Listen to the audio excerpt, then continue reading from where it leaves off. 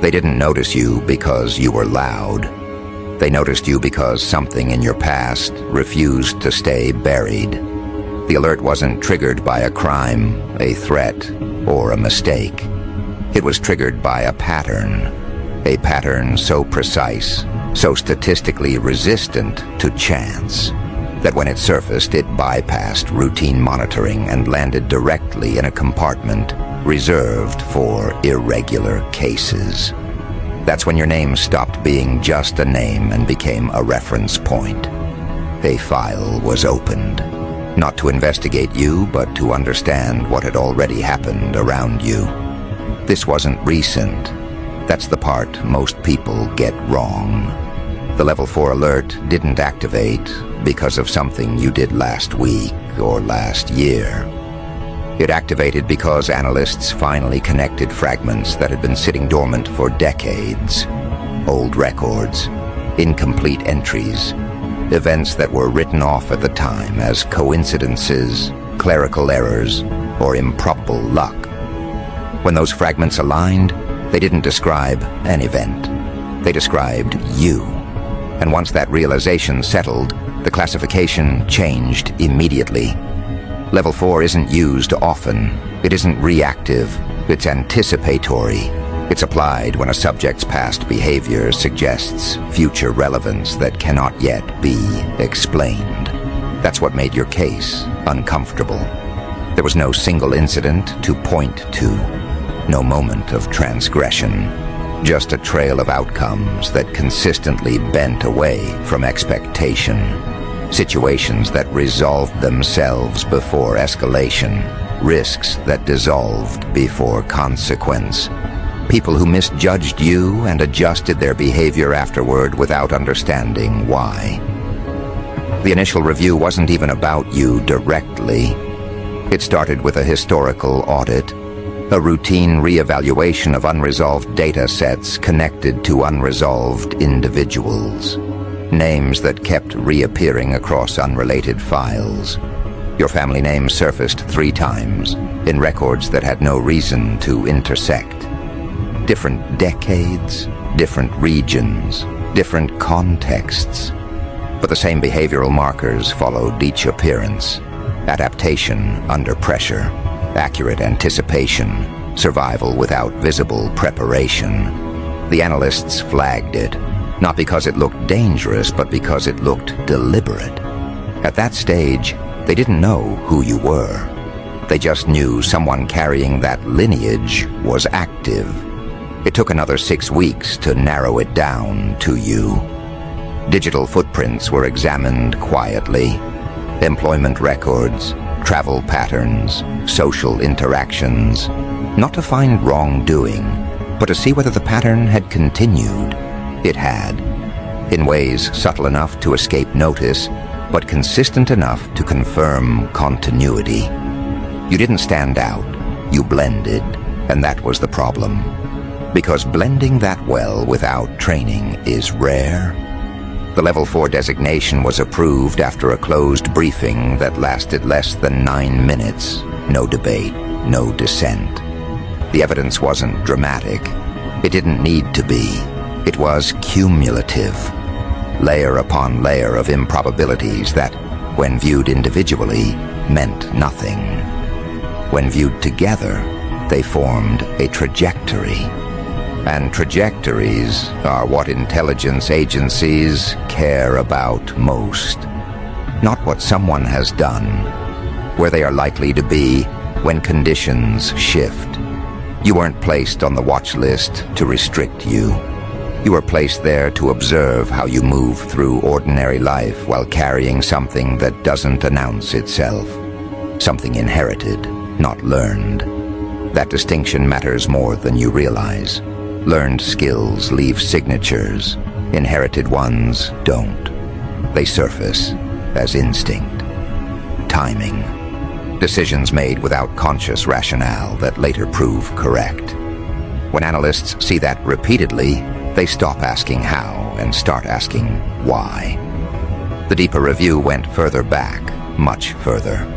Not through stories or family lore, but through archival reconstruction, records that survived fires, shipping manifests, marriage documents filed under altered spellings, census anomalies that showed presence without continuity. It took specialists months to reconstruct what had been intentionally fragmented. When they did, it pointed to a lineage that wasn't supposed to have continuity, a line that history insists was broken cleanly centuries ago. Yet there you were. That discovery alone would have been enough to trigger attention. But what escalated it was alignment. Your past didn't just connect to one suppressed line. It intersected with multiple ones, each associated with groups that vanished under pressure, not by chance. Groups known for information control, strategic movement, and survival through obscurity. You weren't just a descendant, you were a convergence point. And convergence points attract scrutiny because they shouldn't exist without coordination. The analysts didn't jump to conclusions. They never do. They ran probability models instead, thousands of them. Models that accounted for migration, conflict, disease, social collapse, and genetic dilution. The outcome was consistent across every simulation. The likelihood of those lines converging naturally in a single individual living now was negligible. Not impossible, just implausible enough to demand explanation. When something falls into that category, it doesn't get dismissed, it gets monitored. What unsettled them wasn't what your ancestors preserved. It was how quietly they did it. No monuments, no recorded doctrines, no visible organizations, just continuity. People who adjusted before danger arrived, families that relocated months before unrest, decisions that looked mundane at the time and brilliant afterward. When modern analysts recognized that same behavior echoing in your past, the conclusion wasn't mystical, it was operational. Someone, somewhere, had passed down more than names. The psych profile came next, built passively. You weren't interviewed, you weren't tested, there was no consent form. The data already existed, it always does. Decision timing, risk assessment, response to uncertainty. What they found wasn't extreme, that's important. Extremes are easy to classify. You were measured, reserved, adaptive. You didn't chase dominance. You avoided unnecessary exposure. You exited situations before they degraded. And you did it without appearing cautious. That combination is rare. One analyst noted something that made the room go quiet. Your behavior shifted subtly before external pressure became visible.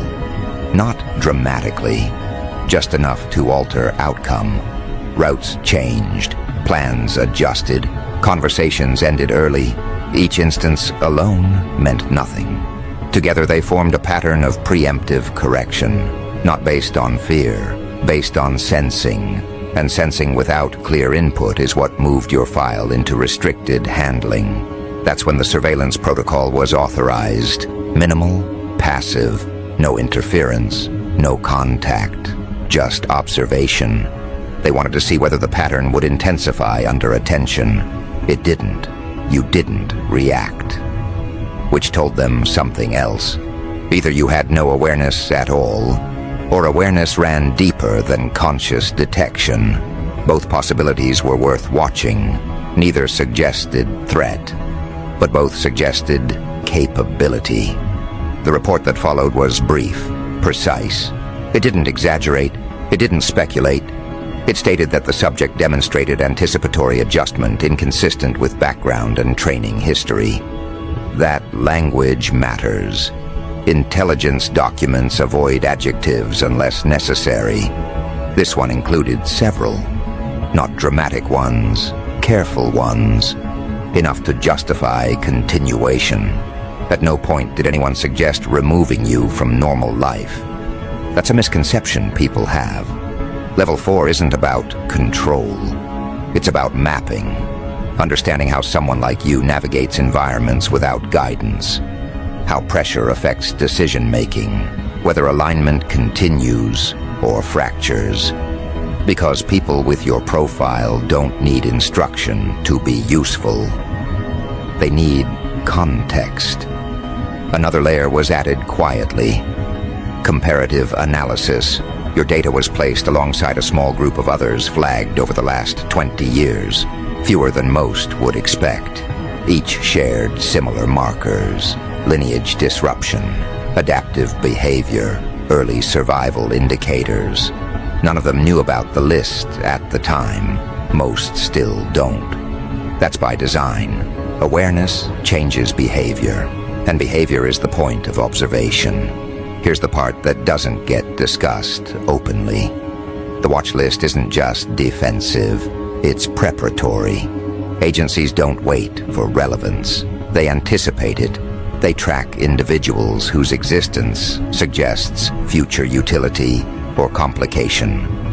You fall into that category not because of intention, but because of inheritance. Because something in your past produced someone who could operate effectively without instruction. That has implications. The reason you were never supposed to know is simple. Knowing reframes identity. It changes posture. It introduces self-consciousness. And the one thing they need from subjects like you is authenticity. Unaltered movement through reality. Decisions made without awareness of being evaluated. Once that's gone, the data loses value. That's why disclosure is rare and delayed. And when it happens, it usually means the subject has already crossed a threshold. Nothing about this implies destiny or obligation. That's projection. Agencies don't think in those terms. They think in probability and leverage. What you might become matters less than how you respond when variables shift. That's what they're watching for now. Not action, reaction. Because reaction reveals more than intent ever could. Your past wasn't flagged because it was extraordinary. It was flagged because it was consistent. Consistency across chaos draws attention. It suggests structure where none should exist. And when structure appears without visible scaffolding, it raises questions no one can afford to ignore. Especially not now. There's more in the file, there always is. Threads they haven't pulled yet, cross-references still pending. Analysts who disagree quietly and keep watching anyway. The Level 4 alert didn't close your case. It opened it properly for the first time. And once a case reaches that point, it doesn't return to dormancy. It evolves. What they're comparing your movement to isn't written down in plain language. It exists as reference behavior. Profiles built from fragments of people who lived before categorization existed, before digital trails, before oversight became constant. Individuals who navigated environments where exposure meant elimination and discretion meant survival. When analysts say something feels familiar about you, this is what they mean, not resemblance, recurrence. A behavioral echo that doesn't announce itself, but repeats with precision. Pressure doesn't arrive the way people expect. It doesn't come as confrontation or crisis. It arrives as inconvenience, delay, interruption, a minor obstacle that forces decision. That's where attention sharpens. That's where instinct either hesitates or asserts itself. Most people pause. They reassess. They second guess. You tend to adjust without ceremony. Not because you're fearless, but because hesitation feels incorrect at a level you don't consciously interrogate. That distinction matters. Fearlessness is reckless. What you display is calibration. The analysts noticed this early on. You don't push against resistance, you reroute. You don't escalate tension, you exit before it accumulates. In environments where visibility is unavoidable, You reduce footprint rather than challenge structure. These aren't moral choices, they're efficiency responses. And efficiency responses don't come from ideology. They come from inheritance, repetition, conditioning across time that never needed articulation. That's why they don't provoke you directly. Direct pressure produces noise. Indirect pressure produces data. When circumstances narrow slightly, when options compress, when comfort competes with timing, that's when something surfaces. Not something new, something rehearsed. And rehearsal implies prior exposure, even if that exposure didn't happen in your lifetime. Another layer of review has been running parallel to observation, contextual mapping. Analysts look not only at what you do, but where you do it. The environments you thrive in share characteristics, transitional spaces, moments between stability and change, situations where rules exist but enforcement lags behind reality. You operate well there, not by exploiting gaps aggressively, but by recognizing them early enough to avoid friction altogether. That's not common. Most people don't see gaps until they're forced to navigate them. Your reactions under ambiguity are particularly telling. When information is incomplete, many people freeze or default to authority. You default to pattern. You don't need certainty. You need alignment. When alignment appears, even briefly, you move.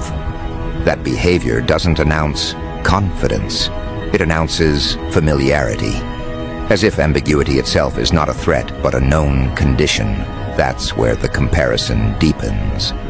Historical cross-analysis revealed something else that complicates classification. Individuals in your comparative set didn't seek power. They didn't accumulate influence openly. They didn't build legacies in the conventional sense. Instead, they positioned themselves near leverage points without drawing attention. Advisors, traders, navigators, intermediaries, people whose decisions affected outcomes disproportionate to their visibility. People who vanished from records but left traces in results. When analysts overlaid that behavior with yours, the match wasn't exact. It didn't need to be. It was directional. This is where many misunderstand what intelligence agencies value. They don't prioritize dominance. They prioritize control over exposure. The ability to operate without creating reaction, to influence without attribution, to withdraw without consequence. These are traits developed under long-term pressure, not ambition. When those traits appear without training, agencies assume lineage, not because they romanticize bloodlines, but because it's the only explanation that accounts for consistency across centuries. Your case triggered internal debate, not about risk, but about timing. Whether what you carry remains latent or becomes externally visible depends on context, not choice. That's the uncomfortable truth. Capability doesn't require intent to manifest. Sometimes it surfaces because circumstances demand it. That's why observation intensifies when environments destabilize globally. Not because of fear, but because dormant traits tend to activate under constraint. They've seen it before. Individuals flagged early who lived ordinary lives for decades until conditions shifted. Economic stress, political transition, social fragmentation, moments when adaptability outweighed credentials. Those individuals didn't announce themselves. They didn't claim authority. They simply moved correctly when others stalled. That's when their profiles changed. Not because they sought relevance, but because relevance found them. There's a misconception that watch lists are static. They're not. They're living documents. Classifications update as context changes. Someone irrelevant today may become essential tomorrow. Someone overlooked for years may suddenly align with emerging conditions. That's why your file remains active. Not because you've crossed a line, but because you're positioned near several that are still forming. The absence of contact isn't neglect, it's restraint. Contact changes trajectory. It introduces external framing. It collapses natural behavior into performance. Agencies prefer observation until a subject's pattern stabilizes or diverges clearly. You haven't done either yet. You remain adaptable without drifting. That keeps the classification open. Another aspect under review is how you handle proximity to authority. You don't challenge it overtly. You don't defer reflexively either. You acknowledge structure without internalizing it. That balance is difficult to teach. Most people oscillate between compliance and resistance. You treat authority as environmental, not personal. Something to navigate, not confront. That perspective suggests early exposure to unstable hierarchies, whether through environment or inheritance. Your communication patterns reinforce this. You don't over-explain, you don't fill space unnecessarily. When you speak, it's to clarify alignment, not to persuade. That often disarms people without them realizing why. They leave interactions feeling resolved, even if nothing concrete was decided. That outcome is valuable in negotiation contexts. It reduces friction without producing dominance. Again, not dramatic, just effective. The deeper analysts went, the more they noticed something missing. You don't seek validation through conflict. Many capable individuals do. They test themselves against resistance. You don't. You avoid unnecessary proving. That suggests confidence that doesn't need reinforcement. Confidence of that type is rarely self-generated. It's usually inherited or conditioned through repeated survival, where overextension carried cost. At this stage, the file includes annotations rather than conclusions. Notes about potential activation triggers, environmental stressors that historically preceded visibility in comparable cases. They aren't predictions, they're reference points. Economic contraction, resource scarcity, institutional lag. Periods when formal authority loses speed and informal decision-making accelerates. That's when people like you tend to surface naturally, not by intention, but by alignment. None of this requires you to act differently. In fact, the fastest way to disrupt observation is to attempt control. Conscious alteration reads as noise. Authentic response remains the priority metric. That's why you haven't been contacted. That's why no one has tested you overtly. They're not interested in reaction to provocation. They're interested in reaction to pressure that appears incidental. There's also internal disagreement. Some analysts argue that attributing significance to lineage overstates its role in modern contexts. Others counter that context changes faster than behavior, and inherited adaptability remains relevant regardless of era. That debate hasn't resolved. It won't soon. Until it does, observation continues by default. You may have noticed subtle shifts already. Situations where you were offered proximity to decision-making without seeking it. Moments where people deferred unexpectedly. Opportunities that appeared without clear origin. These aren't rewards, they're byproducts. When environments sense competence, they reorganize around it unconsciously. That reorganization is another data point. How you respond to it matters more than whether it happens. If you reject it aggressively, that's noted. If you exploit it visibly, that's noted. If you accept it without attachment, that's noted too.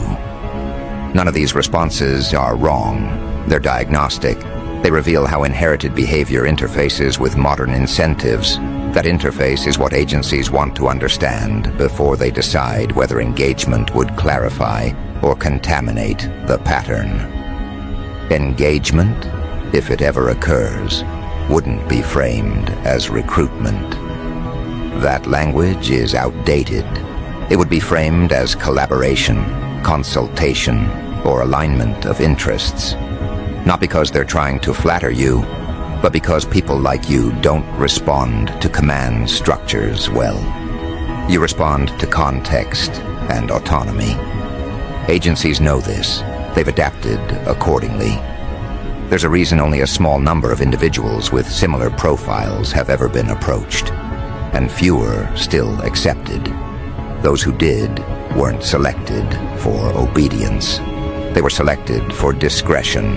Their value wasn't in action, but in perception, seeing what others missed.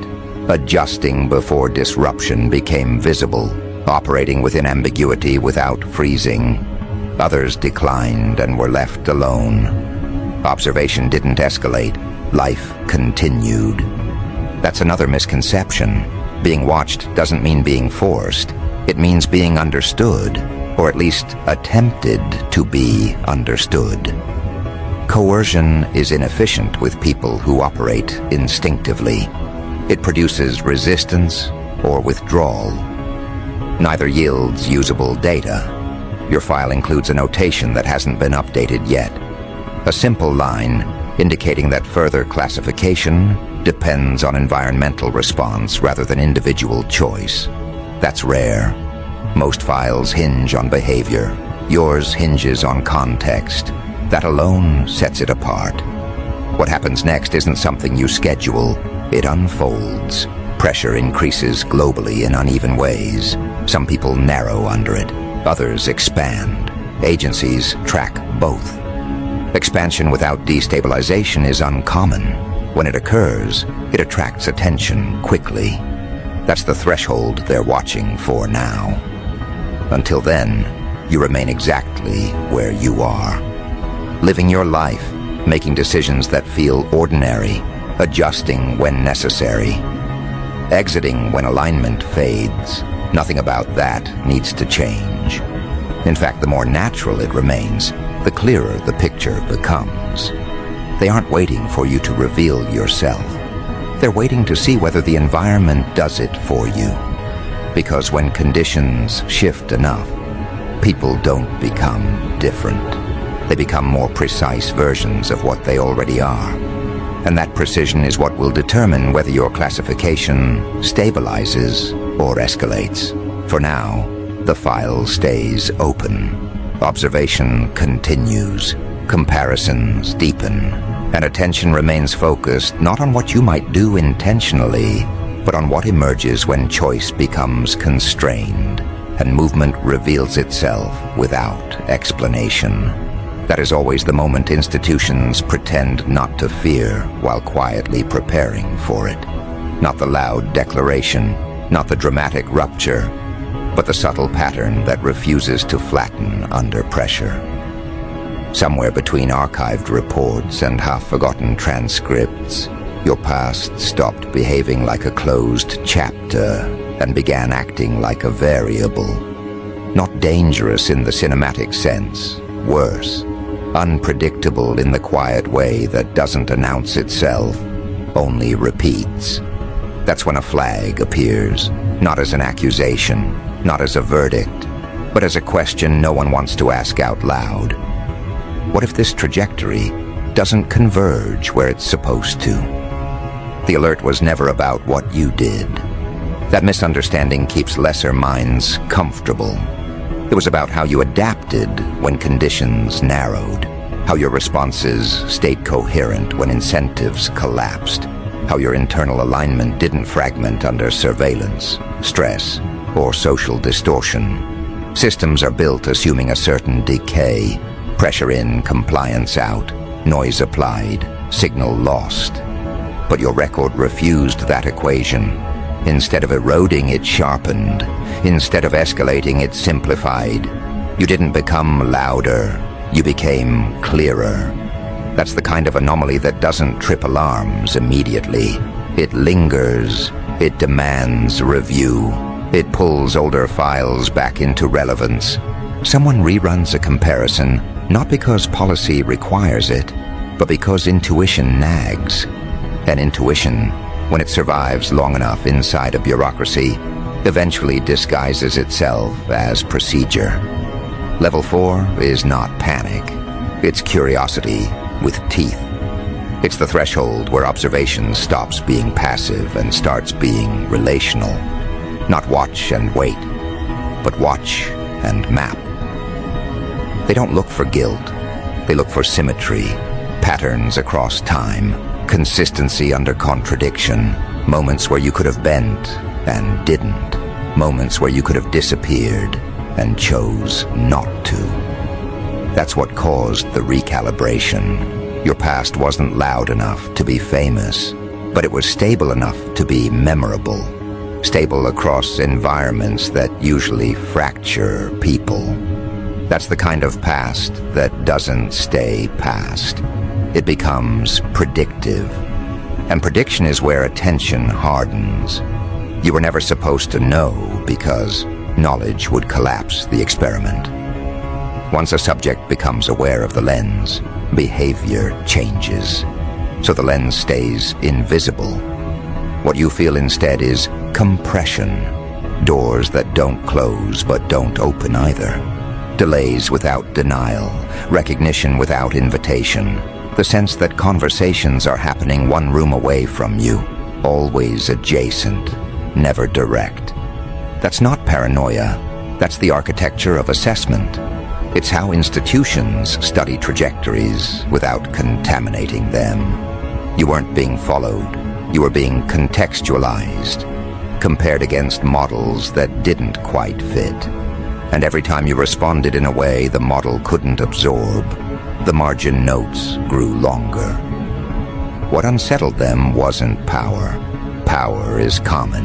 It spikes, it fades, it can be managed. What unsettled them was restraint paired with capability, the refusal to monetize certain leverage, the absence of spectacle where spectacle would have been rewarded. You didn't chase amplification. You didn't seek validation from the crowd. You moved laterally when vertical ascent was available. That confuses systems designed to track ambition as a straight line. They expect hunger. They expect fear. They expect compromise under the right incentives. When those expectations fail, the file doesn't close. It thickens. Your past began to read less like a narrative and more like a calibration tool. How do people behave when the reward is removed, when identity is stripped of audience, when pressure is applied without explanation? Most fracture. Some submit. A few rebel loudly and burn out. You did something else. You adjusted internally first. That's the part that triggered the deeper look. Internal adjustment without external display suggests a center of gravity that doesn't depend on environment. And entities that don't depend on environment are difficult to steer. Not hostile, just independent. Independence at scale is what triggers watchfulness. Not because it's evil, because it's expensive to misroad. There's a myth that surveillance is about control. In reality, it's about forecasting. You don't watch what you can already predict. You watch what resists simplification. Your past contained too many instances of quiet refusal. Not defiance, refusal. You didn't oppose the rules. You stepped outside the frame they assumed you were in, and each time you did, the system lost resolution. Analysts don't like losing resolution, so they zoom out. They pull earlier data. Childhood markers, decision clusters, social patterns. They look for the origin of coherence, not to destroy it, to understand whether it spreads. You felt the echo of that attention as a subtle pressure to define yourself. Labels offered indirectly, narratives others tried to impose. Invitations that came with invisible strings, none of it overt, all of it diagnostic. How you respond to being misunderstood is more revealing than how you respond to being praised. And you didn't correct the record. You let ambiguity stand. That was noted. Ambiguity tolerated without anxiety suggests confidence not rooted in approval. Another margin note. Another comparison that didn't resolve cleanly. This is the part no one tells you. Level 4 isn't about threat. It's about threshold. The moment where a life stops being purely personal and starts intersecting with larger pattern recognition. Not because you asked for it, because you fit a shape they've seen before, but rarely. A shape that doesn't announce itself until later. A trajectory that looks quiet until it isn't. The alert wasn't a siren. It was a raised eyebrow sat inside a room that doesn't emote. And once raised, it doesn't lower easily. That raised eyebrow carries the weight of calculation, of margins measured and remeasured, of the kind of attention that never sleeps. At level 4, your life is no longer a series of moments. It's a data set. Every interaction, every choice, every omission gets encoded into a lattice that stretches far beyond your comprehension, not to trap you, not to punish you, but to understand. Where does coherence end and chaos begin? Where does adaptability tip into unpredictability? Where does human calculation meet instinct? And somewhere inside that quiet observation, your past becomes the blueprint, the seed from which questions about your future sprout. It is disorienting to realize that your history is no longer just yours. It has migrated into other minds, into structured systems that assess, compare, and anticipate. Yet the strange thing is, this isn't visible. You are not being interrogated, not directly challenged, not cornered. Instead, the pressure is ambient. Inexplicable delays, subtle shifts in opportunity, patterns of correspondence that seem accidental but are layered with observation. It is as if your world is slightly askew, and every adjustment you make sends ripples through networks that were never supposed to notice you. And still the alert does not scream. It whispers, and in that whisper, it catalogs everything. Every nuance, every hesitation, every imperfection. The CIA, or whoever the custodians of this classification truly are, does not rely on fear to maintain control.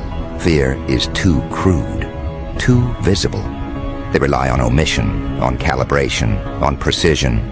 That is why Level 4 exists, to measure, to anticipate, to ensure that when anomaly arises, it can be contextualized, not destroyed. And in that context, your past is both a warning and a guide. Every instance of competence, every moment where others would have failed, every situation where you chose integrity over expedience, it has been indexed, not celebrated, not condemned, not even fully understood, only acknowledged, and acknowledged in a way that ensures you cannot be reduced to a single narrative. You are a vector, a trajectory, and trajectories cannot be managed. They can only be mapped. What most don't understand is that this is not a punishment. Being on a Level 4 radar is not a mark of sin or transgression. It is the recognition of effect, of capacity, of a presence that resonates beyond ordinary bounds. You have become a measure against which ordinary behavior is tested, a baseline that reveals itself only when deviation occurs elsewhere.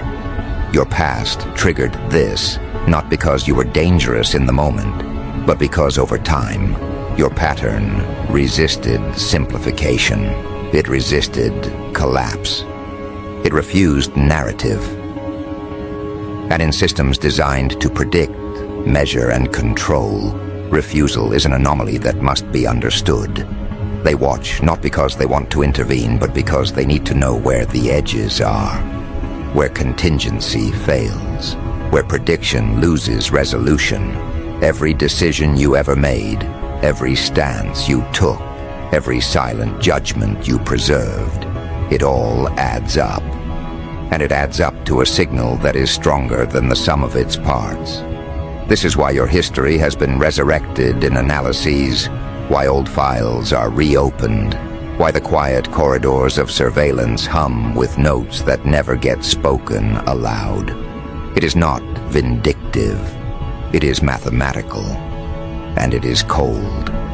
Yet it is not without fascination. You have become an experiment you didn't consent to, a lens they cannot focus completely, and a variable that refuses to behave predictably.